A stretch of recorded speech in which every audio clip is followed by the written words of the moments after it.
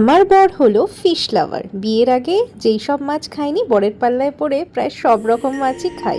তো প্রথমে একটা পেস্ট তৈরি করে নিতে হবে। আদা, জিরে, কাঁচা লঙ্কা, শুকনো লঙ্কা। এখানে দেখো কাজুনি মাছ নিয়ে নিয়েছি, তার গায়ে হলুদ করে নেবো।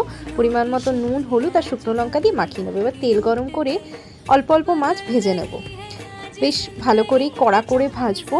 এবার সব মাছ যখন ভাজা হয়ে যাবে, ওই তেলের মধ্যে কালো জিরে দিয়ে কেটে রাখা পেঁয়াজ সরু সরু করে লাল করে ভেজে নেবো। এবার লম্বা লম্বা করে আলু সব দিয়ে একবারে লাল করে ভাজবো।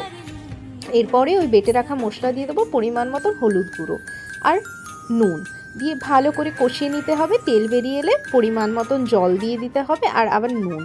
এবার ফুটে এলে আমি মাছগুলো দিয়ে দেবো। ভীষণই টেস্টি লাগে। কারা কারা পছন্দ করে, এই যেখানে আলুটা দেখে নিলাম সিদ্ধ হয়েছে কিনা।